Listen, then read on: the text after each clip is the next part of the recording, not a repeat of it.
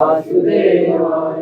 नमो विष्णुपादाय नमो विष्णुपादाय कृष्णपृष्ठाय भूतले कृष्णपृष्ठाय भूतले श्रीमते भक्तिवेदांत श्रीमते भक्तिवेदांत स्वामिनिति नामिने स्वामिनिति नामिने। नमस्ते सरस्वती देवे नमस्ते सरस्वती देवे गौरवाणी प्रचारिणे गौरवाणी प्रचारिणे निर्विशेष शून्यवादी निर्विशेष शून्यवादी पाश्चात्य देश तारिणे पाश्चात्यदेशधारिणे। जय श्री कृष्ण चैतन्य प्रभु नित्यानंद श्री अद्वैत गदाधर श्रीवासादि गौर भक्तवृंद। हरे कृष्णा कृष्णा कृष्णा हरे हरे हरे राम राम राम हरे हरे। हरे कृष्णा। आप सब लोग का स्वागत है संत तुकाराम महाराज की कथाओं में। उनकी कथाओं को आरंभ करने के पहले हम श्रीमद् भागवत में से एक श्लोक और प्रभुपाद का पर्पट पढ़ लेते हैं।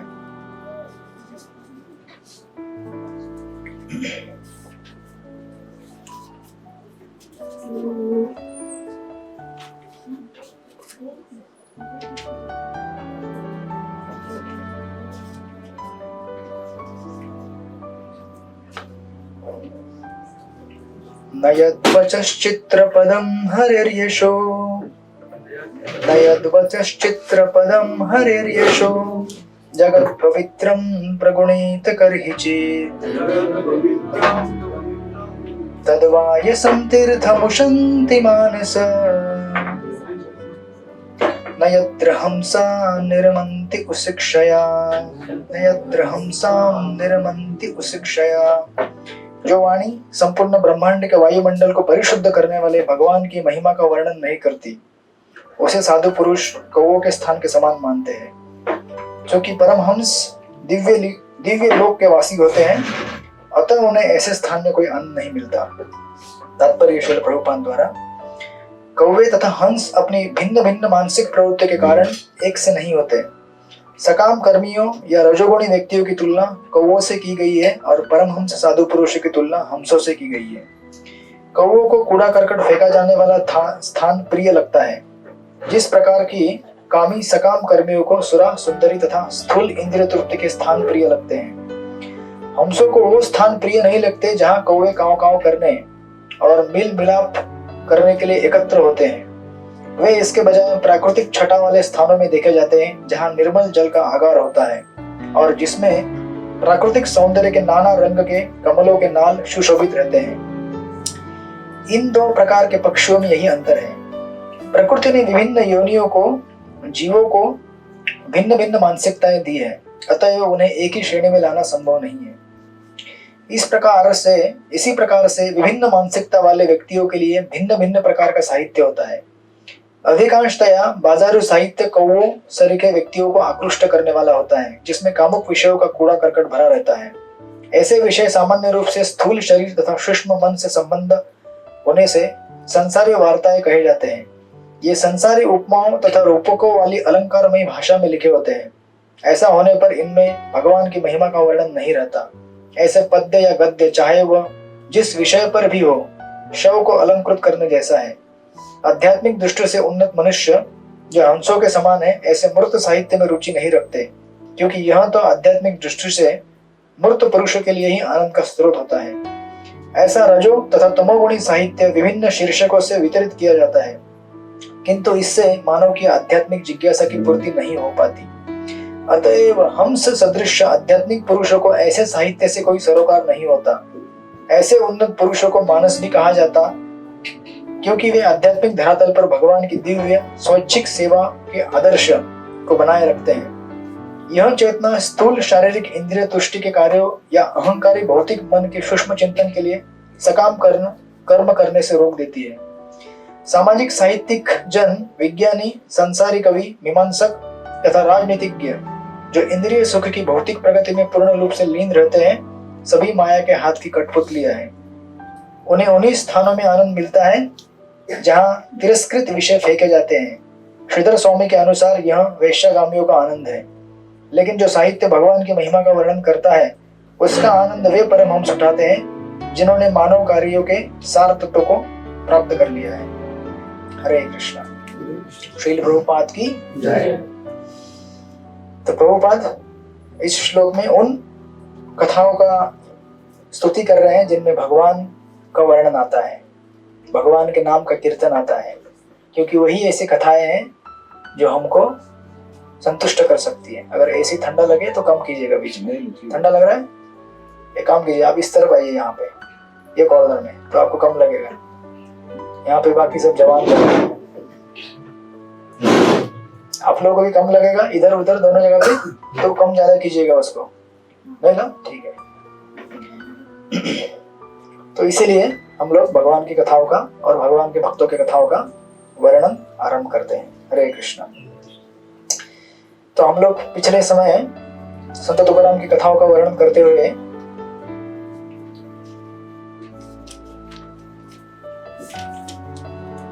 मुझे लगा सरस सलील मैगजीन लेके आएगा, क्योंकि अभी मैगजीन के बारे में पढ़ रहे थे। तो बीटीजी मैगजीन होना चाहिए हाथ में हमारे।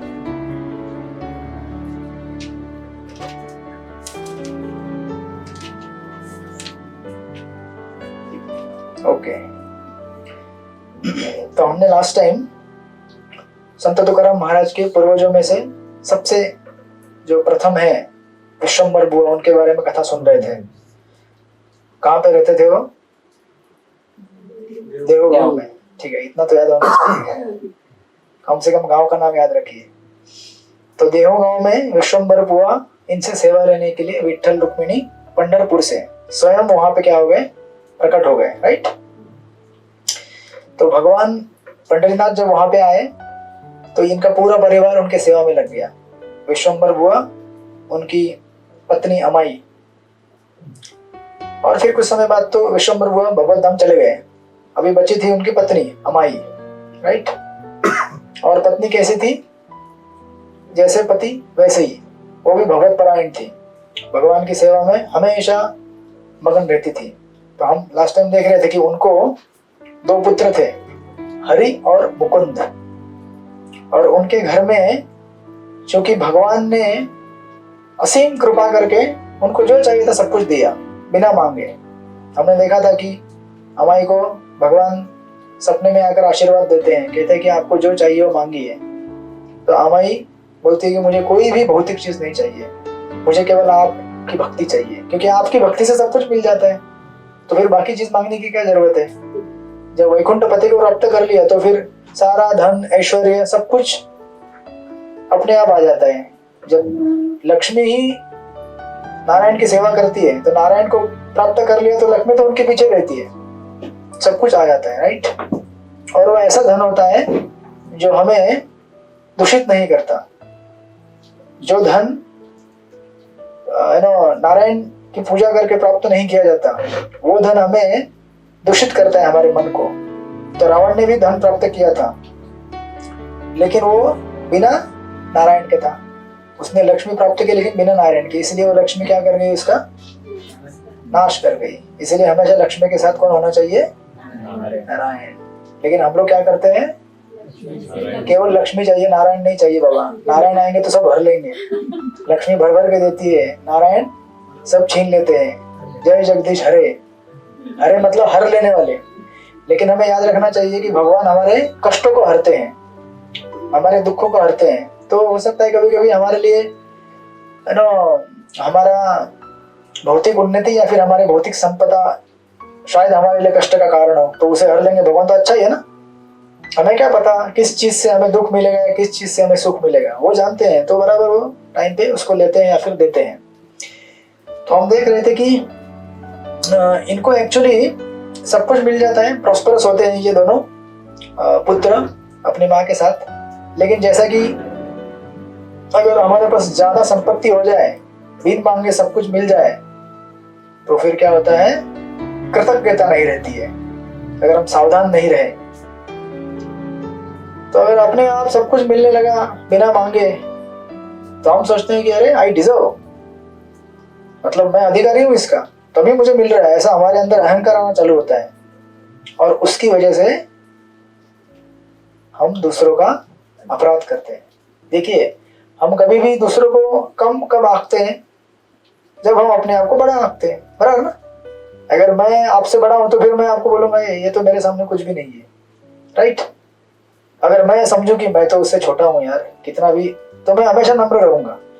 लेकिन जब मुझे लगता है कि मैं तो एकदम बड़ा चढ़ा हूं तो फिर मैं दूसरों का अपमान कर दूंगा। तो यही चीज यहाँ पे होती है इनके साथ। इसलिए राधानाथ महाराज हमेशा कहते हैं कि वैष्णव अपराध के दो कारण होते हैं। खास करके एक मेन कारण होता है कि हमें अपने किसी भी चीज का गर्व होना। वो महाराज तो यहाँ कहते हैं, यहाँ तक कहते हैं कि कभी कभी भक्तों को धोती पहनने का भी गर्व होता है। धोती पहनना हमें सिखाया जाता है ना इस्कॉन में आने के बाद। इस्कॉन में आने के पहले किसी ने धोती पहना था क्या? प्रभु जी के उस जमाने के तो वो गाँव में पहना करते थे, लेकिन हम सबको तो सिखाया है ना। आपको कभी पहना गाँव में आपने कभी धोती पहना? ये भी हमारे गाँव के आपने पहना? अच्छा, अलग टाइप का। तो ये इस्कॉन का अलग धोती होता है। तो ऐसा धोती पहनने के बाद हमें क्या लगता है, अरे वाह, तिलक लगाना सिखाते हैं हमको, झोली माला पकड़ना सिखाते हैं, प्रसाद खाना सिखाते हैं। तो महाराज बोलते हैं कि हमको प्रसाद खाने का भी भरोसा है। देखो मैं ऐसे प्रसाद लेता हूँ, वो देखो कैसे लेता है। एक बार कई साल पहले मैं संडे फिस्ट में यहाँ बैठा था, आज से 2008-9 की बात है। प्रसाद लेते थे हम लोग पहले, बहुत भीड़ लगता था यहाँ पे प्रसाद के लिए संडे के टाइम में।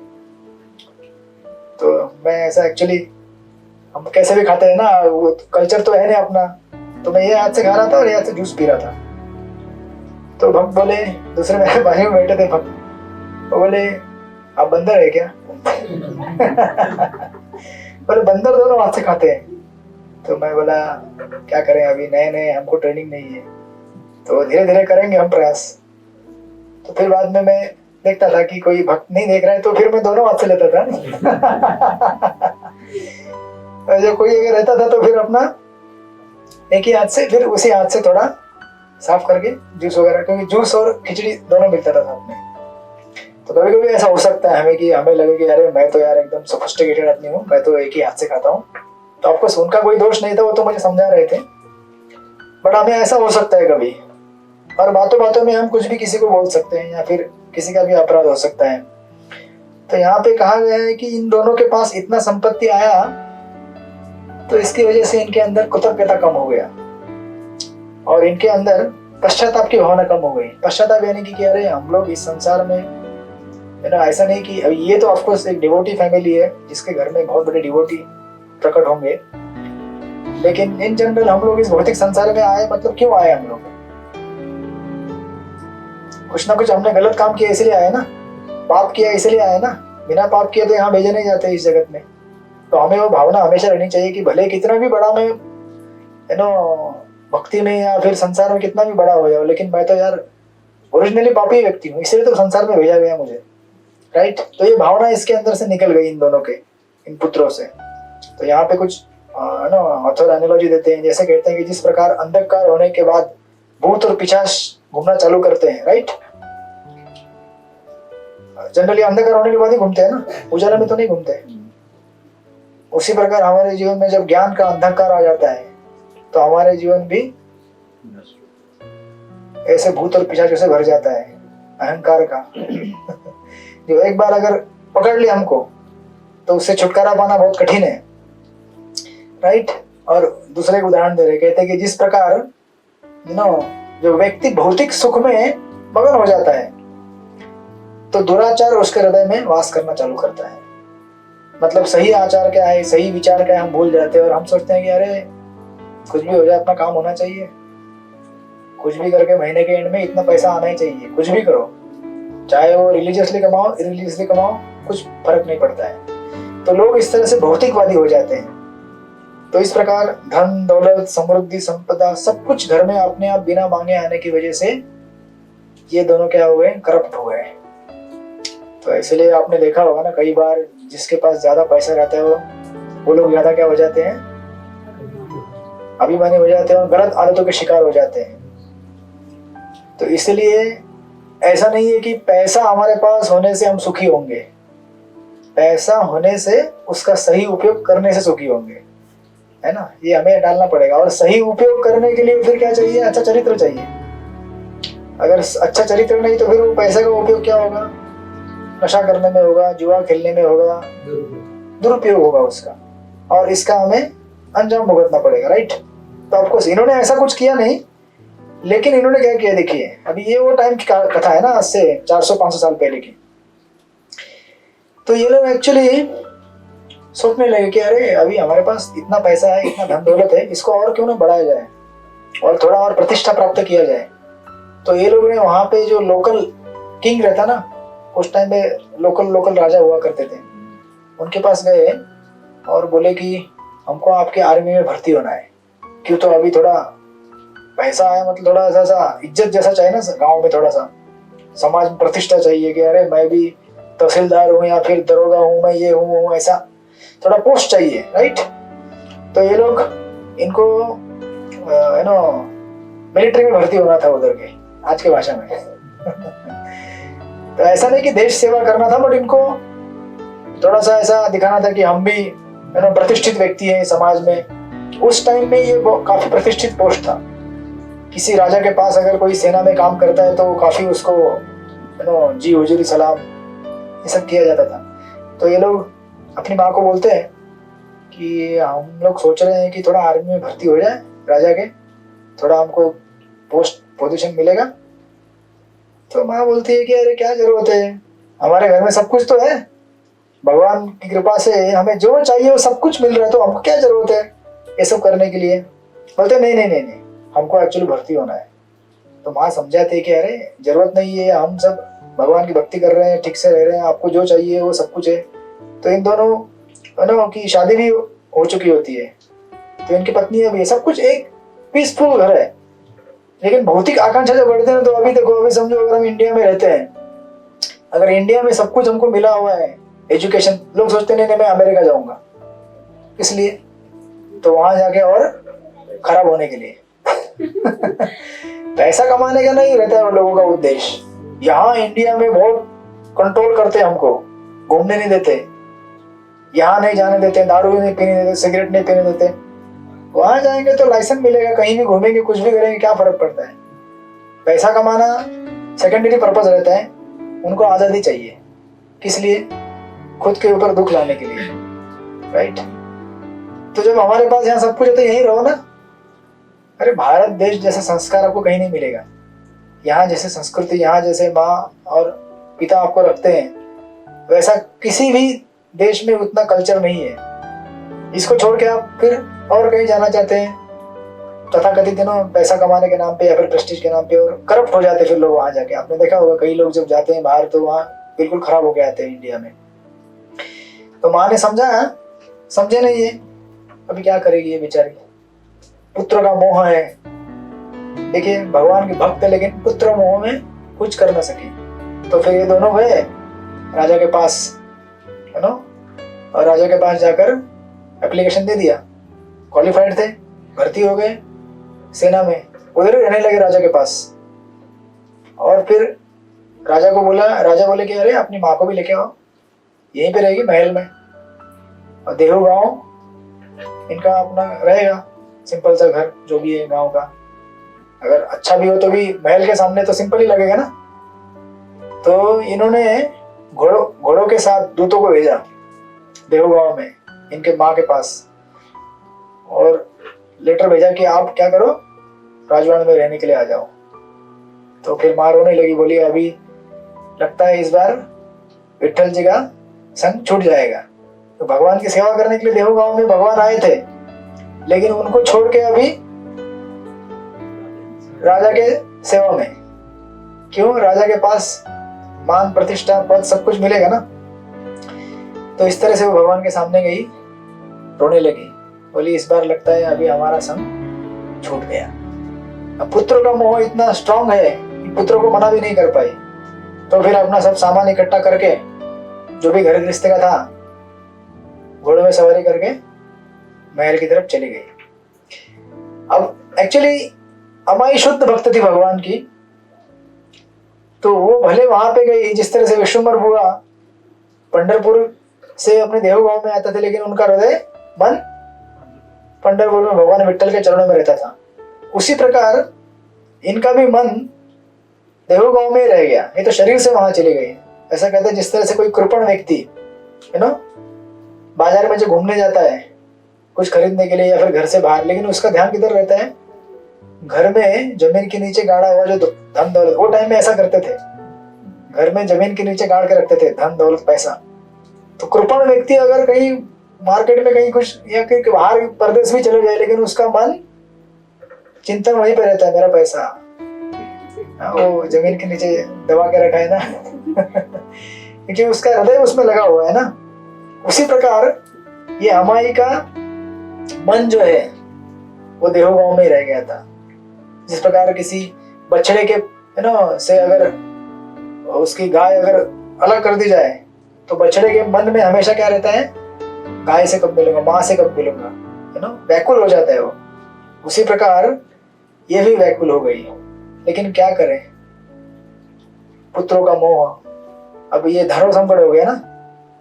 अब ऐसे भगवान कभी कभी हमें परीक्षा लेंगे, बोलेंगे दोनों में से क्या सिलेक्ट करना है, करो। क्या करेंगे? भगवान अभी यहाँ लेक्चर में बोल रहे हैं भगवान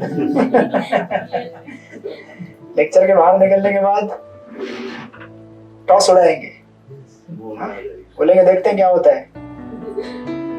इस बार टॉस फेल हो गया, और एक बार उड़ा के देखता हूँ। मैं पहले ऐसा करता था, पहला फेल हो गया नहीं, एवरेज निकालते हैं 3 फिर बाद में देखते हैं अगर फेवर में नहीं आया तो इस तरह से इनको एक्चुअली क्या है, हमको जो भी संपत्ति मिलता है या फिर अच्छी चीज मिलती है हमारे पूर्व कर्मों की वजह से मिलती है, उससे कहते हैं प्रारब्ध। अभी आपको कभी कभी ऐसा लगता है कि अरे इस जन्म में किसी व्यक्ति के पास बहुत सारा पैसा है, धन दौलत है, लेकिन धार्मिक नहीं है वो, देखते हैं ना आप लोग ऐसे, तो ऐसे कैसे हो सकता है? तो ऐसा इसलिए हो सकता है क्योंकि पूर्व जन्म में उसने अपना धर्म अच्छा निभाया था, उसके फलस्वरूप उसे इस जन्म में अच्छा मिल रहा है। तो अगर इस जन्म में अच्छा नहीं किया तो अगले जन्म में अच्छा मिलने का गारंटी नहीं है। वो तो जो मिला था वो उसको खत्म करते जा रहा है, राइट। हम लोग सोचते हैं कि अरे वो इतना पापी है, ये वो गलत काम करता है, उसके जीवन में इतना पैसा कैसे आ गया? अरे पिछले जन्म में उसने कुछ किया था, पुण्य का काम मिल रहा है उसको, लेकिन इस जन्म में अगर नहीं करेगा तो अगले जन्म में बन जाएगा, खत्म बैंक बैलेंस, पैसा खत्म, करेंसी खत्म, फिर कंगाल।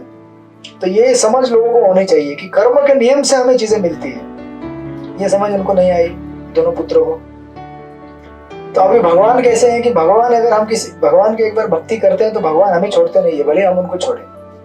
अभी आपने एक बार हरे कृष्ण जब चालू कर दिया है ना, तो आपको भगवान कभी नहीं छोड़ेंगे, भले आप उनको छोड़े, पीछा करेंगे आपका, कहीं भी जाओ आप, खतरा है अभी आपके लिए डेंजर है। आपको पता नहीं आपने कहाँ है एंटर किया है, किस हॉल में आए हैं आप, ऐसी जगह। हाँ सुरक्षित हो जाते हैं। हाँ, लेकिन मैं डरा रहा हूँ आप लोगों को आप ऐसी जगह पे आए हो, आपको पता नहीं कि यहाँ पे आने से आपके सारे क्या, हाँ, सारी भौतिक आसक्तियां खत्म हो जाएंगी। चाहिए भगवान बहुत एकदम ये है, त्रिभंगा रूप में खड़े रहते हैं और उनकी इच्छा कभी किसको शुद्ध भक्त बनाने की होगी समझ नहीं सकते हम। और जिसके ऊपर इच्छा उन्होंने डिसाइड कर लिया है इसको शुद्ध भक्ति देना है, बस क्या हाथ साफ कर लो। एक्चुअली महाराज एक जगह कहते राधानंद महाराज की भगवान हमसे अगर कुछ हर लेते हैं तो क्या हर लेते हैं? हमारा दुख हर लेते हैं। हमें ऐसा लगता है कि भगवान ने मेरा ये चीज ले लिया, मेरा ये लेके गए, वो लेके गए, लेकिन भगवान एक्चुअली हमारा दुख लेके जाते हैं, क्योंकि भगवान हमारे लिए हमेशा शुभदायी है, मंगलकारी है। भगवान हमारे लिए कभी गलत काम नहीं कर सकते। ये तो हम सोचते हैं कि मेरे लिए ये चीज अच्छी है या ये चीज बुरी है, लेकिन हमें पता नहीं है एग्जैक्टली कि वो अच्छी है बुरी है, राइट। वो तो उनको ही पता रहता है। तो अभी भगवान इनका पीछा करना चालू करते हैं, किसका? अमाई का और इनके 2 पुत्रों का। तो ऐसे कुछ दिन जाते हैं, अमाई वहां पे राजमहल में रही है उनके साथ। तो भगवान विट्ठल एक दिन अमाई के सपने में आते हैं और सपने में आकर अच्छा खासा लेक्चर देते हैं। अभी भी आप लेक्चर सुन रहे हैं ना, ये तो ऐसा ही लेक्चर उनको मिलता है। पीताम्बर वस्त्र धारण किए हुए भगवान घनश्याम रूप में और तुलसी की माला पहने हुए भगवान आते हैं और अमाई को बोलते हैं कि पुत्रों के मोह में आकर तूने क्या कर दिया, मेरा त्याग कर दिया, तूने गलत किया है। तेरे पति विश्वंभर, इन्होंने मुझे इस गांव में अपने प्रेम से बुलाया था और वचन दिया था कि मैं सेवा करूंगा अगले आने वाले कई पीढ़ियों तक, और तूने इस चीज को क्या कर दिया, नजरअंदाज कर दिया। किस लिए? केवल पुत्रों के मोह में आकर। तो और बोलते भगवान देख वापस आ जाओ, तुम दोनों पुत्रों को लेकर देहु वापस आ जाओ और मेरी सेवा वापस चालू कर दो। इतना कह के भगवान अंतर्धान हो जाते हैं। जब इनकी दोनों की माँ सुबह उठती है सपने से और अपने पुत्रों को बताती है कि देखो देखो इस तरह से ऐसा ऐसा हुआ है, भगवान पंडरीनाथ सपने में आए थे और उन्होंने बोला है वापस आ जाओ देहु गाँव। तो बच्चे अभी क्या है, मैंने इसलिए कहा ना शुरू में, जब भौतिक संपदा ज्यादा हो जाती है तो अहंकार बढ़ता है। फिर कितने भी आपको सिग्नल मिले, कितने भी आपको वार्निंग्स मिले, तो हम उसको नजरअंदाज करते हैं। देखिए हमारे जीवन में कभी भी किसी भी घटना होने के पहले हमको वार्निंग्स आते रहते हैं। वो कहते हैं ना, आप शकुन हो रहा है, आप शकुन हो रहा है, दाई आंख फड़फड़ रही है, बाई आंख फड़फड़ रही है, ये सब इंडिकेशन रहते हैं कि कुछ होने वाला है। तो उसको हमने अगर समय रहते ध्यान नहीं दिया तो ज्यादा डैमेज हो सकता है हमको। तो ये जब माँ कहती है कि ऐसा ऐसा सपना आया है तो ये दोनों हंसने लगते हैं, अरे माँ सपने कभी सच होते हैं क्या? इस तरह सपने में अगर इस तरह से हर चीज सपने की बात मानने लगे, हमको तो कितने सपने आते हैं, हर चीज सच होती है क्या सपने की? हाँ?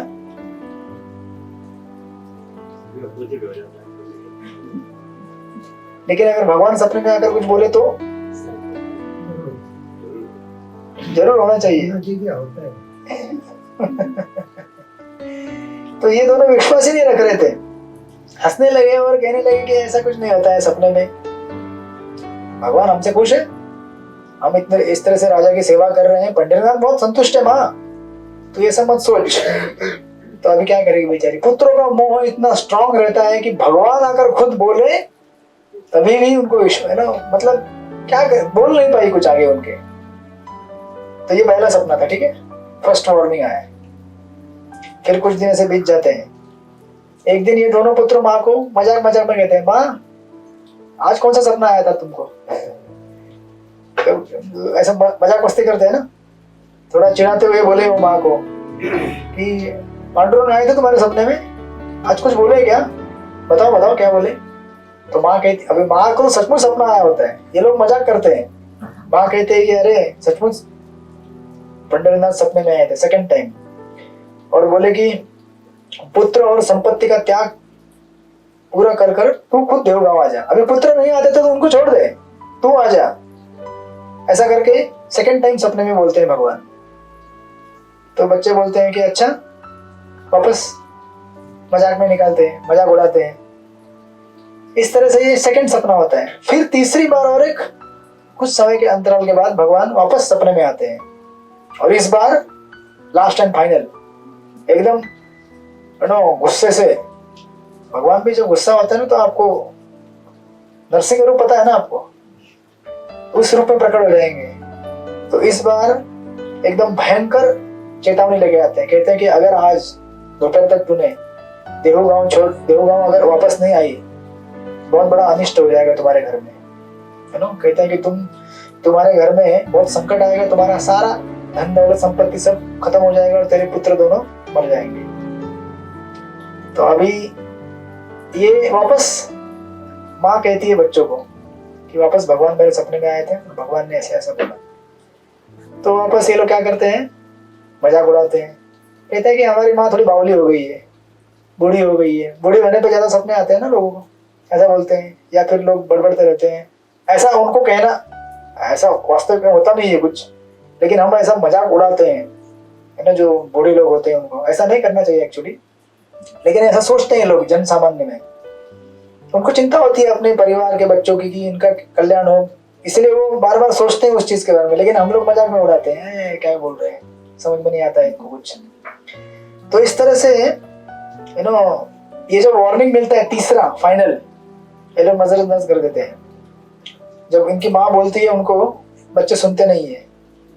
और यहाँ पे ऑथर कहते हैं कि जिस तरह से धृतराष्ट्र को भी वार्निंग दिया गया था कई बार कि अरे अपने पुत्रों का मोह छोड़ दे दुर्योधन का, पांडवों को उनके साथ संधि करके उनको अब जो भी राज्य है उनको दे दो, लेकिन धृतराष्ट्र सुनते नहीं। या फिर मंदोदरी ने भी रावण को बहुत उपदेश दिया था, राइट, कि आप सीता को छोड़ दो, उसके पीछे मत पड़ो, नहीं तो पूरा लंका नष्ट हो जाएगा। सुनते नहीं है वो। तो वही यहाँ पे चीज होना चालू हो जाती है। अब क्या होता है कि ये दोनों पुत्र बोलते हैं कि अच्छा भगवान ने ऐसा कहा है क्या, हम मर जाएंगे तो एक काम करो, आज हमारे लिए अच्छा भोजन बनाओ, हम अच्छा भोजन करेंगे, अच्छा प्रसाद लेंगे।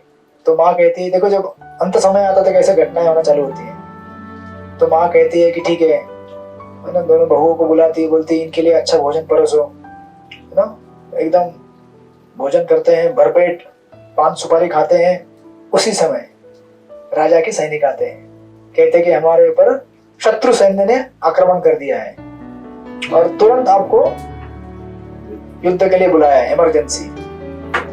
तो ये दोनों अब क्या सोचना आगे ना पीछे, तुरंत सब अपना हथियार लेकर घुड़सवारी करके लड़ाई के लिए युद्ध भूमि में चले जाते हैं। और उस युद्ध में क्या होता है, राजा हार जाता है। उधर का जो लोकल राजा रहता है ना, वो हार जाता है।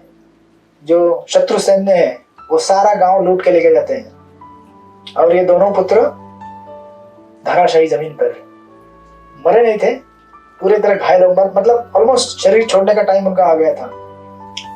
तो फिर उस समय इनको चेतना आती है, अरे हमने अगर सुना होता माँ का तो आज हमारी दशा नहीं हुई थी। तो चूंकि ये भगवत भक्त थे, भगवान के भक्तों के परिवार से, तो ये अंत समय में भगवान को देखिए, ट्रेनिंग कभी भी बेकार नहीं जाता है कितना भी बेकार हम हो जाए, लेकिन बचपन में या फिर युवावस्था में कभी भी कुछ सत्संग कार्यक्रम अगर आपने अटेंड किया होगा इस तरह से, तो जब समय आएगा तो आपको बराबर हरे कृष्णा कृष्णा कृष्णा हरे हरे, हरे राम राम राम हरे हरे, भगवत नाम निकलेगा। तो ये दोनों भगवान को याद करते हैं और कहते हैं कि भगवान हमने आपकी चीज सुनी नहीं, आज हमारा ये हाल हो गया, कृपया हमको बचाइए। तो अभी बचाना क्या था, शरीर तो उनका नष्ट हो गया था ऑलमोस्ट। तो भगवान कहते हैं कि तुम चिंता मत करो, मैंने विश्वम्भर को वचन दिया है कि इस स्कूल में जितने भी आएंगे उन सबका उद्धार करूंगा। तो इनको सीधा पुष्पक विमान बुला के भगवत धाम लेके जाते हैं। देखिए भगवान के भक्तों के साथ संपर्क होने से क्या लाभ हो सकता है नो, क्वालिफिकेशन हमारी नहीं है, लेकिन भगवान के भक्तों के संग की जो क्वालिफिकेशन है उसकी वजह से हम लोग तर सकते हैं। भले हम कितने भी पतित हो जाएं कभी समय के साथ, लेकिन अगर हम प्रामाणिक रहें और एक समय में एटलीस्ट कभी तो भगवान के सामने पश्चाताप करें कि मैं इस मार्ग से भटक गया, मुझे कृपया वापस लाइए, तो भगवान उसको स्वीकार करते हैं। तो चूंकि विश्वम्भर बुआ ने भगवान से वचन लिया था कि हमारे परिवार में आने वाले सारे पीढ़ियों का क्या करो, उद्धार करो, तो उसकी वजह से भगवान ने क्या कर दिया, उनको पुष्पक विमान बुला के वैकुंठ की तरफ भेज दिया सीधा। कितना महत्वपूर्ण है, यानी कि भगवान के भक्तों से संपर्क रखना हमारे लिए। हम भले क्वालिफाइड ना हो, लेकिन उनकी संपर्कता की वजह से हम भगवत धाम प्राप्त कर सकते हैं। तो इनमें से दो थे ना, हरि और मुकुंद। जो मुकुंद की पत्नी थी वो एक्चुअली क्या होती है, सहन नहीं कर पाती है अपने पति का, है ना, इस तरह से देहांत, तो वो चिता में शामिल हो जाती है। उस टाइम में ये सब चीजें हुआ करती थी। आजकल तो अभी वैसी सती स्त्री है ही नहीं, मतलब जो भी सतीत्व हमारा है वो केवल अपने बच्चों और पति के लिए घर में संभाल सके बहुत हो गया इतना डिवोशन डेडिकेशन लाना कठिन है आज के जमाने में कि पति भगवत धाम चले गए तो मैं भी जाऊंगा उनके साथ, राइट, उतना नहीं है लेकिन जितना हो सके।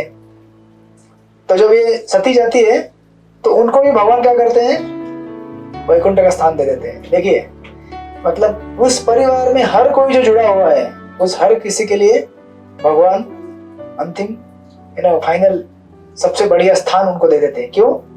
क्योंकि इनके परिवार में भगवान के शुद्ध भक्त आके जा चुके हैं, राइट। इसी प्रकार हम प्रभुपाद एक्चुअली कहा करते थे, एक्चुअली जब ध्रुव महाराज जब भगवत धाम जा रहे थे ना, तो ध्रुव महाराज के भगवत धाम जाने के समय उनको थोड़ा याद आया कि अरे मैं भगवत धाम जा रहा हूँ, लेकिन मेरी माँ का क्या, मेरी माँ ने तो मुझे भगवत धाम जाने का रास्ता सिखाया।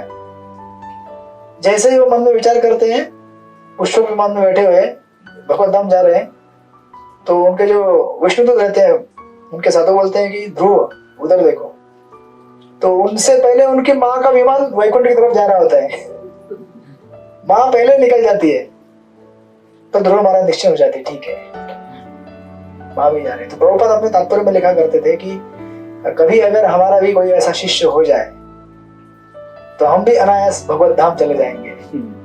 आपको इस प्रभुपाद अपनी नम्रता में लिख रहे हैं, प्रभुपाद हम सबको लेके जा रहे हैं, हम प्रभुपाद को यहाँ लेके जाएंगे, लेकिन प्रभुपाद अपनी नम्रता में लिखते हैं। तो इस तरह से हम अगर प्रभुपाद को फॉलो करते रहेंगे तो हम प्रभुपाद की कृपा से भगवत धाम जाएंगे। एक्चुअली प्रभुपाद कई बार कहा करते थे कि क्या वैकुंठ में अगर सामने के गेट से एंट्री नहीं मिलेगा ना तो मैं आपको पीछे वाले गेट से एंट्री दे दूंगा। टेंशन मत लो आप, है ना, जस्ट 16 माला करो, हरे कृष्णा कृष्ण कृष्ण हरे हरे, हरे राम राम राम हरे। 4 नियम पालन करो, भक्तों का अपराध मत करो, सेवा करते रहो, बस इतना करोगे, इस्कॉन में रहोगे तो मैं आपको एंट्री दे दूंगा पीछे के गेट से। आगे से गेट से तो जाने का हमारा औकात नहीं है उतना। उधर तो जय विजय खड़े रहेंगे बड़ा बड़ा गदा लेकर, बोलेंगे क्या रे कितना जप किया, हमको ही पता हमने कितना जप किया, हम 16 माला करते हो, अभी 16 माला है क्या। एक अमोघ लीला प्रभु का सुंदर वीडियो है, कभी मैं पोस्ट कर दूंगा आपको ग्रुप में, ना सुना है आप, देखा आप लोगों ने। हाँ, तो हमारी कितनी भी क्रियाएं हैं, जैसे हम एकादशी करते हैं या फिर अभी कल एकादशी है ना, तो एकादशी में सबसे ज्यादा खाते हैं हम लोग, जितना हम बाकी टाइम में खाते हैं उतना एकादशी में खाते हैं। तो क्या हमारा भक्ति है ना, क्या हमारा माला है, माला चालू करते हैं तो जेब में से फोन बाहर निकल जाता है, फोन भी चल रहा है माला भी चल रही है, हमें लगता है कि मैं कितना एफिशिएंट हो गया हूँ, दोनों काम एक साथ कर सकता हूँ, माला भी होती है फोन भी चलता है ना। कुछ भी लोग ड्राइविंग करते समय करते हैं, बोलते हैं क्या बात है ड्राइव करना नहीं चाहिए, क्योंकि क्वालिटी होना चाहिए हमारे माला में। अभी समझो एक्सट्रीम कभी समय मिला ही नहीं कि जिंदगी में, तो अलग बात है, लेकिन हमें बहुत सावधान रहना चाहिए कि हमारा साधना अच्छा हो, है ना। तो ऐसे मतलब देखिए ना, प्रभुपाद हमको ऐसी साधना में भी इतना आश्वासन दे रहे हैं, तो सोचिए अगर हम अच्छा भक्ति करेंगे तो कैसा, कहाँ हम पहुंच जाएंगे, राइट। तो इस तरह से इन्होंने उनको भगवत धाम का स्थान दिया, इन दोनों पुत्रों को, उनकी बहू को, इतना सब है ना मार्ग से भटकने के बावजूद भी। तो अभी बच गए अमाई और उनके 2 पुत्र, सॉरी एक बहू, हरि की पत्नी, मुकुंद की पत्नी तो सती चली गई। तो अभी ये लोग उस समय क्या हुआ, ठंडा हो रहा है ना, हाँ कम कर दो, बंद मत करना, कम कर दो। तो इनकी पत्नी, हरि की पत्नी और अमाई बच गए दोनों।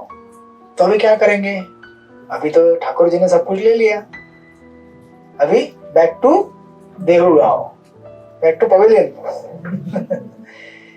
तो भगवान कभी कभी हमारे जीवन में ऐसी अवस्थाएं और दशाएं ला देंगे कि हमको वापस पुनः, ऐसा नहीं कि गरीब बना दिया या दुखी बना दिया, नहीं, भगवान चाहते कि हम उनकी भक्ति करें। तो हमारे लिए कभी कभी भौतिक संपदा दूर होना भक्ति के लिए अच्छा रहता है। कभी कभी अगर जरूरत पड़े तो भगवान देते थे। अभी अगर एसी चालू ना हो तो आप लोग यहाँ नहीं बैठेंगे, तो इसलिए एसी लगा के दे दिया, और अगर एसी ज्यादा हो जाएगा उससे बैठ नहीं पाएंगे तो बंद भी कर देंगे। उसी तरह से तो ये वापस देवगांव चले आए।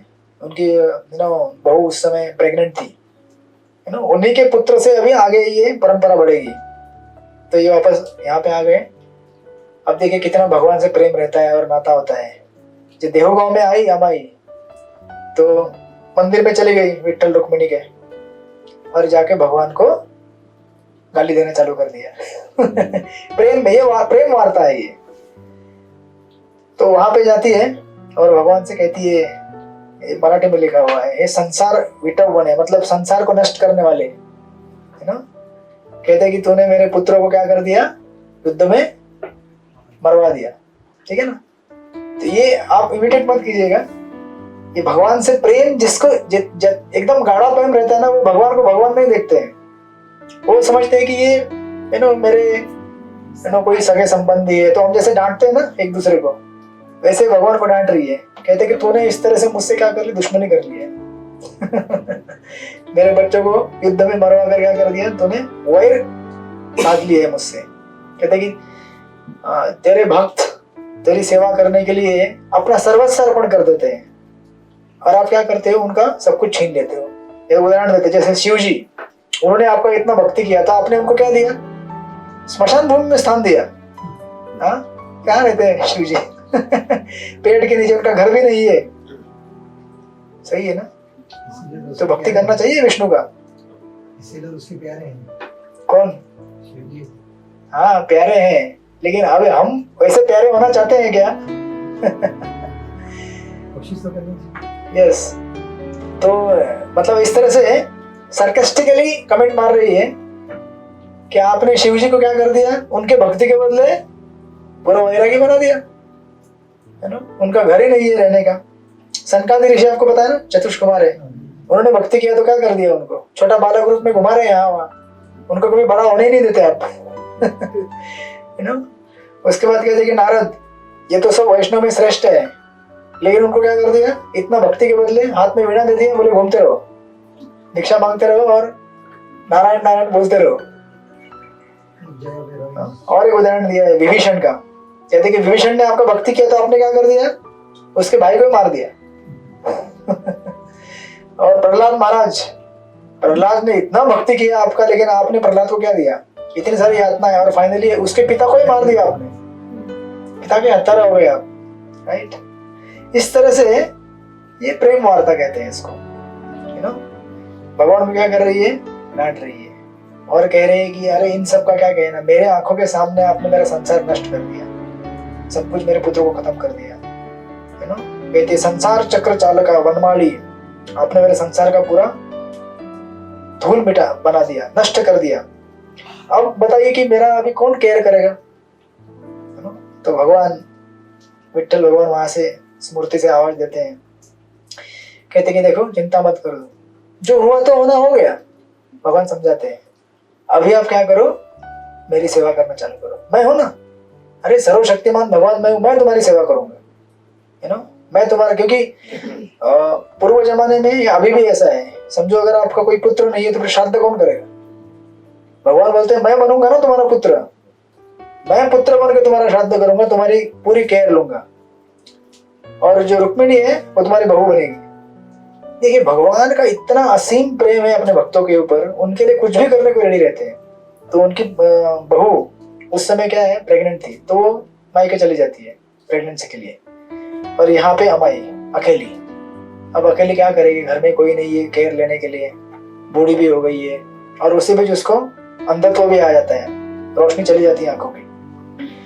तो अभी केयर कौन लेगा? तो भगवान ने वचन दिया था मैं करूंगा आपकी सेवा, तो भगवान स्वयं उनके पुत्र के रूप में उस घर में रहना जाना चालू कर देते हैं, और रुक्मिणी उनकी बहू बन जाती है। एक्चुअल ना, ऐसा नहीं कि भगवान ने बोला। तो ये पुत्र और है ना, पुत्र वधू के समान विठ्ठल रुक्मिणी वहां पे घर में रहना चालू करते हैं। और भगवान एक्चुअली इसको इस तरह से देखकर हमें बोलते कि ये कैसा संभव है ना, कैसे केयर ले रहे हैं भगवान मेरी? हमको कोई डाउट होता है ना, भगवान ऐसे कैसे केयर ले सकते हैं? तो भगवान बोलते हैं कि अरे भैया, मैं जब कृष्ण अवतार में आया था तो मैंने संदीपानी मुनि के पुत्र को वापस लेके आया था, तो क्या मैं तुम्हारे पुत्र को बन के नहीं आ सकता क्या? या फिर तुमको जो चाहिए वो नहीं दे सकता क्या? मांगो तुम्हें क्या चाहिए? तो हमारी वैसे भगवान की भक्ति थी शुद्ध, वो बोलते कि मुझे कुछ नहीं चाहिए, मुझे केवल आप ही चाहिए। मैंने पहले ही बोला आपको कि मुझे आप चाहिए, आपके अलावा कुछ नहीं चाहिए। तो भगवान बोलते चिंता मत कर, मैं हूं ना, मैं तेरी सेवा करूंगा और मैं तेरा पुत्र बनूंगा। जैसे यशोदा के प्रेम के वश में आकर भगवान क्या बन गए, गोपाल बन गए। प्रेम ना, केवल प्रेम के बल पर। अभी जन्माष्टमी आ रही है ना, अगले बलराम जयंती, पहले बलराम जी आएंगे, फिर बाद में भगवान श्री कृष्ण जन्म लेंगे। क्यों? केवल भगवान के भक्तों के प्रेम के वशीभूत होकर। उसी तरह से भगवान बोलते हैं कि तूने देखा नहीं है क्या यशोदा का कैसे मैं पुत्र बन गया, तो मैं आपका नहीं बन सकता क्या? बन सकता हूं। इस प्रकार एक्चुअली ये दोनों विठल रुक्मिणी अमाई के घर में उनके पुत्र और पुत्रवधू बनकर रहने लगे। घर का सारा काम संभालना, झाड़ू पोछा, है ना, पानी भरना, भोजन बनाना, सब कुछ घर का काम करने लगे ये दोनों। गांव के लोगों को लगता था कि अरे इनकी बहू वापस आ गई लगता है, या फिर इनको कोई पड़ोसी मदद कर रहे हैं, ऐसे भ्रम में गांव वाले रहने लगे। लेकिन घर में क्या हो रहा है वो तो अलग ही चीज है। इतना यहाँ तक कि कहा गया है कि अमाई जब भोजन करती थी तो भगवान स्वयं उठा के उनको खिलाते थे। और अमाई खुद कहते थे कि मिठू ये दौड़, मतलब उनको खिलाने के लिए। रिश्ता इतना मतलब भगवान के साथ जैसे पुत्र और माँ का रिश्ता रहता है ना, उस तरह से घनिष्ठ संबंध बन गया था। और कहते हैं कि भोजन करने के बाद हाथ धोना होता है ना, तो रुक्मिणी स्वयं उनको लेके हाथ धुलाती थी। फिर उनको बिस्तर लगा के देना, उनको बिस्तर पे सुलाना, उनको पीठ में मालिश करना, ये सब सारी जो घर गृहस्थी के कामकाज होते हैं ये दोनों करने लगे। किसके लिए? विठल रुक्मिणी उनके प्रेम के पाले आकर, प्रेम में वश में आकर, है ना। और गीता में भगवान कहते ही हैं योगक्षेमम वहाम्यहम्, कि मैं अपने भक्तों का योगक्षेम चलाता हूँ। यानी कि हमारे जीवन में जो कमी है उसको भगवान भरते हैं, और जो हमारे पास चीज है उसको मेंटेन करते हैं। तो हमारे जीवन में कमी क्या है आज? भक्ति की कमी है ना। उनके जीवन में क्या कमी थी? कुछ मेटेरियल फैसिलिटीज की जरूरत नहीं था, भक्ति उनके पास थी, भक्ति को मेंटेन किया और जो कम था वो दे दिया उनको, राइट। हमें ये विश्वास हमेशा रखना चाहिए भगवान के ऊपर कि हमारे जीवन में जो भी कमी होगी भगवान पूरा करेंगे। बस हमारी प्रॉब्लम क्या है कि हम सोचते हैं कि मुझे जरूरत से थोड़ा ज्यादा मिलना चाहिए, नहीं, फिर वो लोभ में कन्वर्ट हो जाता है। उस लोभ की वजह से फिर हम लोग संसार में फंस जाते हैं। अगर एक्चुअली देखा जाए ना, अगर हम हमारे जरूरतों के हिसाब से जितना हमें मिले उतना ही अगर इस्तेमाल करें तो इस दुनिया में कोई भी गरीब नहीं है, एक तरह से देखा जाए तो। अब पहले लोग गांव में रहते थे, गांव से शहर में क्यों आए वो लोग? धन काय के लिए, टीवी देखने के लिए है ना, ज्यादा रंगीन कपड़े पहनने के लिए, मोबाइल चलाने के लिए। वरना इंसान को जीने के लिए क्या चाहिए? रोटी कपड़ा मकान, यही तो बोलते हैं ना आप लोग। एक घर चाहिए, अनाज चाहिए, कुछ कपड़े चाहिए पहनने के लिए। अगर आदमी संतुष्ट हो तो कुछ भी नहीं है उसके आगे उसको। लेकिन अगर लालच करे तो फोन के कितने फोन चेंज हुए होंगे आपके अब तक, कितने कपड़े बदले होंगे आपने, हजारों। प्रभुपाद एक कथा कहा करते थे कि आज से 100 साल पहले कृष्णनगर में, बंगाल में, एक साधु रहते थे। साधु यानी टीचर थे वो, ऐसे मतलब ब्राह्मण कैसे गुजारा करते हैं? बच्चों को पढ़ाते हैं जो वैदिक काल में, और उनसे जो भी भिक्षा मिलेगा उससे अपना उदर निर्वाह करते हैं। भिक्षा में क्या मिलता था? पैसा नहीं, अनाज। तो उधर के लोकल एक बड़े जमींदार थे, वो इनके पास आए, बोले कि अरे स्वामी जी आपको मैं कुछ देता हूँ ना पैसा, आप इतना भिक्षा से उधर निर्वाह कर रहे हैं। तो स्वामी जी बोले मुझे क्या जरूरत है ना, मुझे अगर चावल चाहिए तो मेरे शिष्य लोग चावल ला के देते हैं। अब चावल के साथ क्या चाहिए? दाल चाहिए ना, कुछ सब्जी चाहिए। बोलते हैं मेरे घर के पीछे इमली का पेड़ है बहुत बड़ा, उसमें कौन कौन पत्ते आते हैं, मैं उनको तोड़ देता हूँ और उसका रसम बनाता हूँ और मेरा चावल तो वैसे बच्चे दे देते हैं, हो गया मेरा दाल चावल। सोचे कितना सिंपल लाइफ हुआ करता था उस जमाने में। ऐसे भी लोग हुआ करते थे। ऐसा नहीं कि अभी कोई बोलेगा कुछ चाहिए क्या तो बोले पूरा महल में दे दो, एक कमरा हमें रहने के लिए 2-4 नौकर चाकर दे दो, हम रहेंगे आराम से।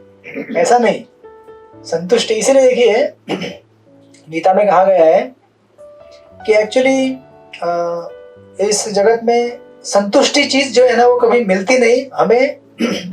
वो खुद के निर्णय से लेना होता है कि अब मैं संतुष्ट होना चाहता हूँ। अब समझ रहे हैं ना? समझो आपने अगर 2 गुलाब जामुन खाए, 3 खाए, तो वो कभी संतुष्ट होगा नहीं, और बोले और दे दो। आपको एक टाइम पे बोलना पड़ेगा मैं अभी संतुष्ट होना चाहता हूँ इतना ही खा के। ये हमें डिसीजन लेना पड़ता है जीवन में, ये डिसीजन है, समझे ना आप? निर्णय लेना पड़ता है कि बस इससे आगे और नहीं चाहिए, नहीं तो उसका कोई अंत नहीं है लोभ का, राइट। इसीलिए इस तरह से यहाँ पे हमारी इनका सेवा होने लगा। और फिर ये कथा जैसे आगे बढ़ती है, कालक्रम में बहुत सारा समय गुजरने के बाद अमाई के एक्चुअली श्रावण शुद्ध एकादशी, उस दिन भगवान श्री कृष्ण अमाई को अपनी गोद में रखते हैं और भगवान की तरफ देखते हुए वो शरीर त्याग करती है। और फिर भगवान उनको जिस तरह से उनके पीढ़ियों में पहले लोगों को भगवत धाम भेजा था, उनको भी वैकुंठ स्थान दे देते हैं। और फिर जिस तरह से कोई पुत्र उनका श्राद्ध करता है, अंतिम संस्कार करता है, भगवान श्री कृष्ण उनका अंतिम संस्कार करते हैं पूरा सब कुछ, है ना। फिर 12वें 13वें दिन जो ब्राह्मण भोजन होता है उसको भोजन कार्य भी कराते हैं पूरे गांव में, सब कुछ। किसी को पता नहीं कि ये कौन है, उनको लगता है कि ये उनके कोई रिश्तेदार है या फिर उनकी बहू है, इस तरह से वो लोग समझते हैं। अब कुछ दिनों बाद उनकी जो बहू है, कुछ दिन मतलब काफी 1-2 वर्ष बीत जाते हैं। पहले के जमाने में मायके में लोग जाते थे तो ऐसा नहीं कि अभी आज के जैसा हाँ पहुंच गई क्या घर पे कब आ रही है, कहाँ है, इतना हम लोग फोन करते हैं, बाप रे इतना इनसिक्योरिटी हमारा। घर से बाहर निकला नहीं, कहाँ है तो अभी बस में चढ़ गया, बस से उतर गया, टिकट लिया कंफर्म है नहीं है, ट्रेन से उतरा, क्या खाया, कितने समय में खाया, अरे इतना क्यों टेंशन लेने का, उसको संभालने वाले भगवान है, आप उसको बढ़ने दो आगे।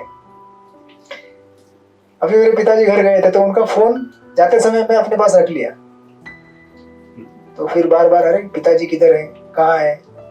मैं बोला यार पहुंचेंगे वो, आज से 30-40 साल आना जाना उनका चल रहा है नेपाल से, यहाँ से जाते हैं नेपाल जाते हैं आते, कितनी बार गए होंगे आए होंगे, उनको तो रास्ता पूरा बाय हार्ट है, इधर से जाना यहाँ उतरना ये बस पकड़नी। बोला जाएंगे आएंगे। बाद में जब गाँव पहुंचे तो उधर के फोन से फोन किया, बोले पहुंचा हूँ मैं। तो मैं बोला हमें अनावश्यक की चिंताएं रहती है, राइट। तो ऐसा नहीं था वो जमाने में, वो जब गई थी ना वो कई साल बाद वापस आ गई तो पता चला गांव में अरे अम्मा ही नहीं है, और गांव के लोग बोलने लगे कि तुम्हारी इसका तो कब का ये हो गया और तुम लोगों ने उसका अंतिम संस्कार भी किया, श्राद्ध भी किया। बोले कैसा, मैंने तो नहीं किया। तब उनका जो पुत्र था वो भी बड़ा हो गया था, है ना। तो फिर उनका नाम था विठोबा। अब यहाँ से वो लिंक चालू हो जाएगा तुकाराम महाराज का। तो विठोबा अपनी माँ को कहता है कि ये कैसे पॉसिबल है, हमने तो गांव में आए नहीं। तो फिर उसकी माँ जो कि भगवान की भक्त थी वो कहती है कि इसमें उनका हाथ है। किसका? जो विठल जी का हाथ है, उन्होंने ये सब करवाया है, राइट। क्योंकि उन्होंने वचन दिया था विश्वम्भर को, उनके मतलब हमारे दादाजी को कि हाँ ससुर जी, कि हम लोग क्या करेंगे, आपको जितने भी आपके यहाँ पे आएंगे पीढ़ी सबका उद्धार करेंगे। तो ये उन्होंने ये किया हुआ है, इस तरह से उनको समझाती है। और ये जो पुत्र है विठोबा, अभी इसके पुत्र होंगे, उनका नाम है शंकर। उस शंकर का नाम, शंकर के पुत्र होंगे कान्या, कान्या के बोलोबा, फिर बोलोबा के होंगे तुकाराम। इस तरह से अभी इसी अध्याय में चालू होगा। कितना समय हो गया? 9 बज गए, ठीक है। उनके जस्ट यहाँ तक लाके छोड़ते हैं फिर। तो एक्चुअली विठोबा ये भी भगवान, इनके परंपरा में पूरे भगवान के शुद्ध भक्त ही हैं। एक भी ऐसा नहीं कि भगवान का शुद्ध भक्त ना हो। ये भी जब भगवान के बारे में जो सुनते हैं ऐसा, इनकी माँ उनको पूरा कथा बताती है कि किस तरह से हम लोग राजा के, आपके पिताजी राजा के सेना में भर्ती होने गए, फिर युद्ध में मारे गए। ये सब जो कथा बताती है सुनते हैं तो इनको भी गुस्सा आता है। ये भगवान के पास जाते हैं, बोलते हैं आपने इस तरह से मेरे पिता को कैसे मारा, है ना, मैं आपसे इस तरह से रह नहीं सकता यहाँ पे। और ये आत्महत्या करने का कोशिश करते हैं, तो वर्णन आता है चाकू निकाल के। तो भगवान उनको रोकते हैं कि अरे ऐसा मत करो, मैं जो भी करता हूँ आपके हित के लिए करता हूँ, मेरे पर विश्वास रखो और यहाँ पे रह के मेरी सेवा करो। इस तरह से उनको आश्वासन देते हैं। फिर ये पूरा परिवार एक्चुअली ये विठोबा से स्टार्ट लेकर वहां तक आगे जो आएंगे तुकाराम महाराज तक, वापस पुनः वारी चालू होती है पंढरपुर की, जो विश्वम्भर बुआ ने स्टार्ट की थी। हर साल पंढरपुर जाया करते थे, उस तरह से ये भी पंढरपुर की वारी चालू करते हैं और भगवान का भक्ति में लीन हो जाते हैं। तो इनकी परंपरा में ये विठोबा, फिर पदाजी, शंकर, कान्या, बोलोबा और तुकाराम, इस तरह से। तुकाराम के जन्म के पहले अभी थोड़ा सा यहाँ पे वर्णन दिया गया है बोलोबा के बारे में। बोलोबा ये भी भगवान के एकदम शुद्ध भक्त हैं। और जिस तरह से विश्वम्भर वो अपना जीवन जिया करते थे, हरिपरायण एकदम, लोगों का जैसे गांव में आप देखे होंगे, गांव में हम सब मिलजुल के रहते, राइट? मतलब आसपास पड़ोस के लोगों का अगर दुख रहेगा तो वो भी मेरा दुख हो जाता है। आजकल तो ऐसा कुछ देखने नहीं मिलता है। आप बिल्डिंग में पता नहीं कौन से कोपचे में रहते हैं। प्रभुपाद कहते थे कि कबूतर के छोटे छोटे घोंसले। आज के बिल्डिंग में जो लोग रहते हैं वो कौन से घोंसले में कौन है, आजू बाजू वाले को मालूम भी नहीं था सामने वाले के घर में क्या हो गया, कोई मर गया, कोई जिंदा है, कोई बच्चा हो गया, कुछ पता नहीं चलता है। आजकल लोग इस तरह से डिस्टेंस रहते हैं, लेकिन उस जमाने में ऐसा नहीं था। गांव में सब लोग मिलजुल कर रहना, है ना, भगवान की कथाएं कीर्तन भक्ति करते रहना, इस तरह से बोलोगा अपना पूरा जीवन यहाँ पे बिताते हैं। 24 साल तक वो पंढरपुर की वारी करते हैं, 24 ईयर्स, है ना। उतने भगवान उस समय की पंढरपुर की वारी मतलब ट्रेन में जाना नहीं, फ्लाइट में जाना नहीं, चल कर जाना। 24 साल मतलब सोचिए कितना कंटिन्यूअस, राइट।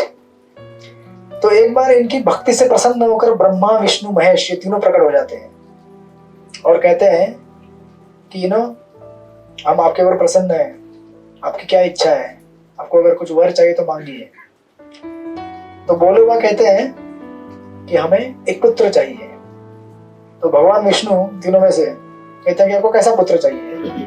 भगवान विष्णु को इस प्रश्न के ऊपर बोलोबा कहते हैं कि मुझे ऐसा पुत्र चाहिए जो हमेशा भगवान के नाम कीर्तन करते रहे और भगवान के नाम कीर्तन को पूरी सृष्टि में फैलाए। ऐसा पुत्र चाहिए आप लोगों को। जवान ने उन लोगों को बोला, इनको हो गया, आप लेट हो गए। क्लास में पहले आते तो आप मांग लेते, राइट। अभी जो जवान है वो लोग सोच लो, लोग ऐसा नहीं मांगते। लोग बोलते हैं अरे ऐसा पुत्र हो जो बड़ा इंजीनियर बने, डॉक्टर बने, पैसा लाए, फ्लाइट में घुमाए हमको, लंदन लेके जाए, अमेरिका लेके जाए। अरे ऐसा पुत्र मांगो जो मैं वैकुंठ लेके जाए। अमेरिका लंदन क्या है वैकुंठ के सामने।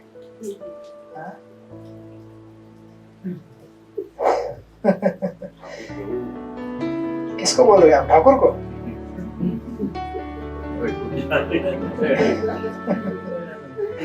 तो अगली बार जो कुंवारे लोग हैं उनकी शादी होगी या जिनकी शादी हो गई है और वेट कर रहे हैं पुत्र प्राप्ति के लिए, तो भगवान से मांगो कि ऐसा पुत्र होना चाहिए जो क्या करे।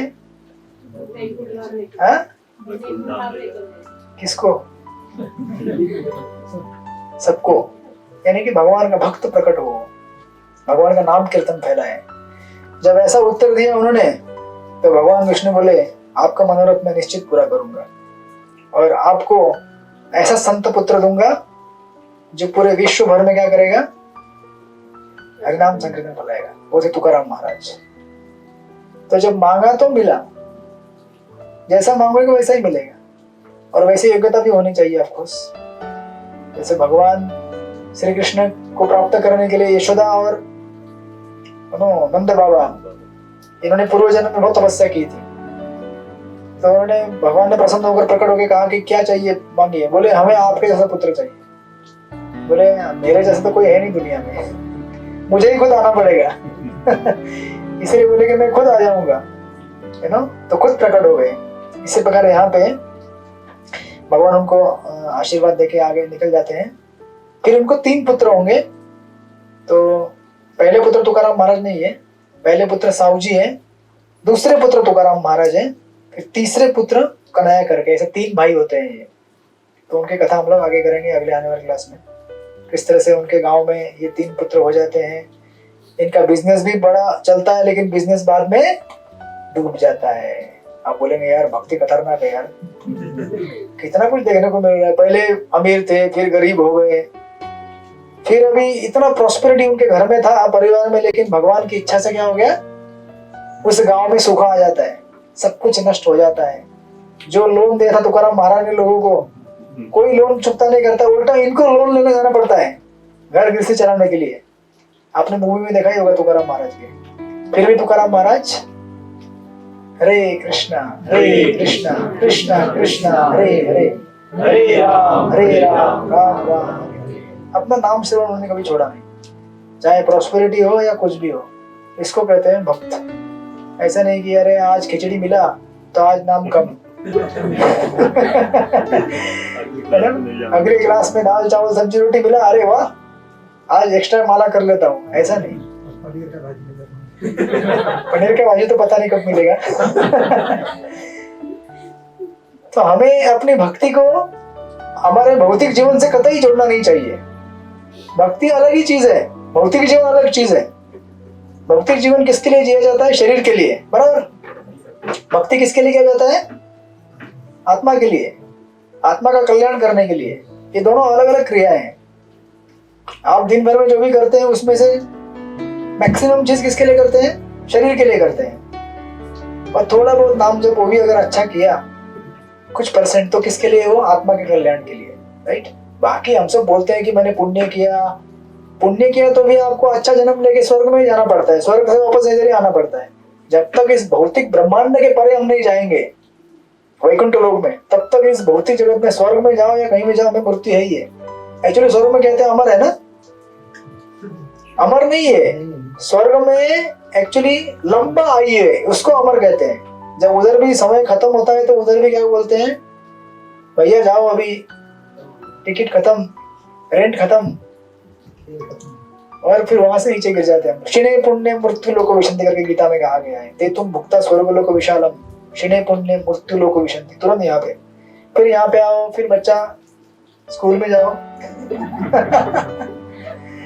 हम सब गए हैं ना स्कूल में, वापस स्कूल में जाओ। इतना बड़ा बड़ा आजकल बेचारा बच्चे का इतना बड़ा बैग रहता है, बच्चा इतना बैग इतना बड़ा, वो बचपन से ही उसका नौकरी चालू होता है। नहीं, छोटे छोटे बच्चे बेचारे, अरे एटलीस्ट हमारे जमाने में तो हम कितना मजा करते थे यार गांव घर में, खेलने कूदना।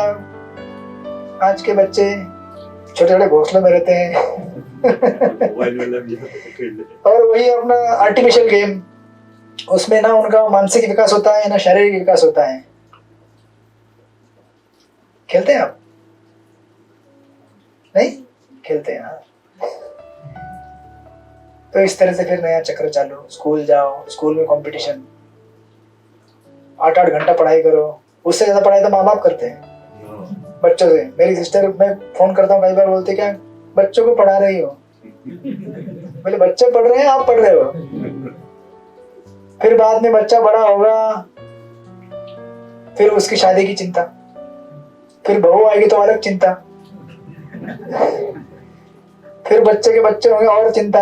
इस तरह से पूरा जीवन क्षणे पुण्य मृत्यु लोक विशंति घूमते रहता है। इसलिए संसार से बाहर निकलने का एक ही तरीका है भगवान की भक्ति करो। संसार में रहते हुए, चाहे आप गृहस्थ हो, ब्रह्मचारी, समय कोई भी हो, अपना रोज नाम कीर्तन करने का, हरे कृष्णा कृष्णा कृष्णा हरे हरे, हरे राम राम राम हरे हरे।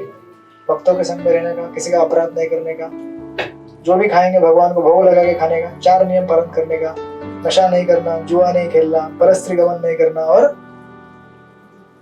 मांसाहार नहीं करना। कांदा लहसुन उसमें आ गया ऑटोमेटिक। इस तरह से हमारा जीवन शुद्ध बनेगा, पवित्र बनेगा, संतुष्ट होंगे हम। जीवन में संतुष्ट होने का इसके अलावा और कोई मार्ग नहीं। हरे कृष्ण। श्रील प्रभुपाद की जय। श्रीमद् भागवत महापुराण की जय। संत तुकाराम महाराज की जय। वांछा कल्पतरुश्च कृपा सिंधुभ्यो जगत्पतितानां पावनेभ्यो वैष्णवेभ्यो नमो नमः। 5-10 मिनट कीर्तन कर ले।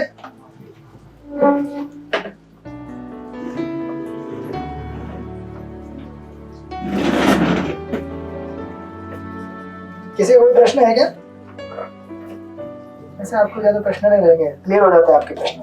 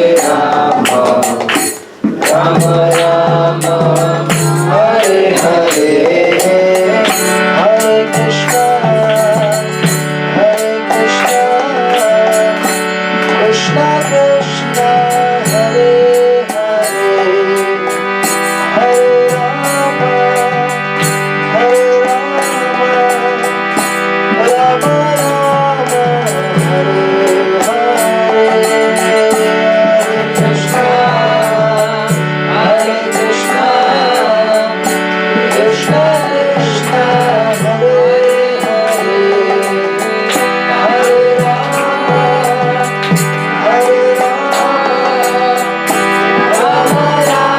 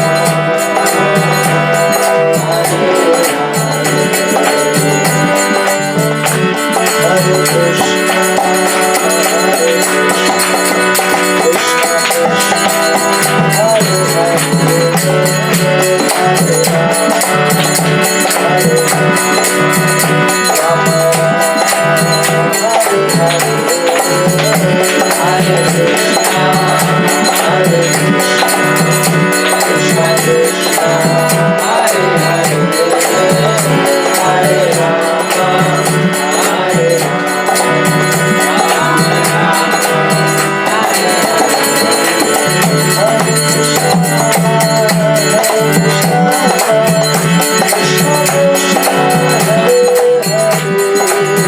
Hare Rama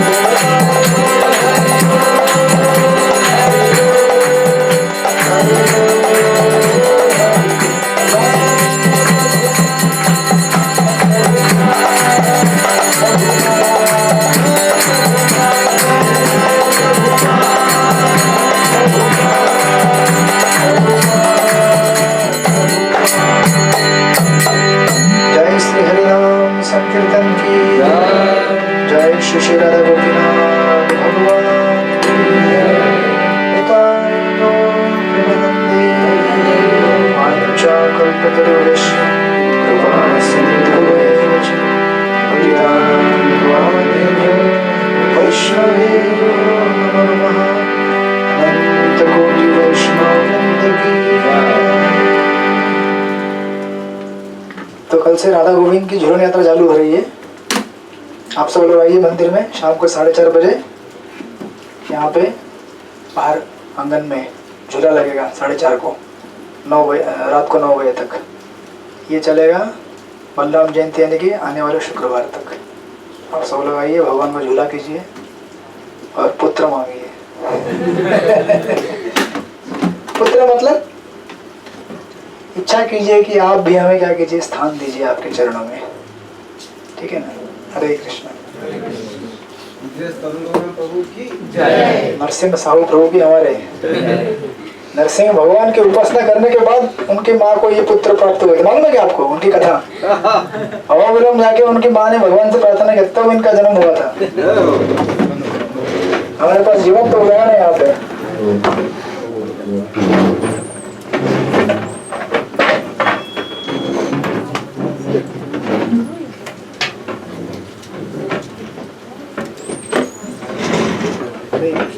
धन्यवाद लगाइए प्रभुपाद। हरे कृष्णा प्रभु जी तबीयत ठीक है आपके? आपकी तबीयत ठीक है?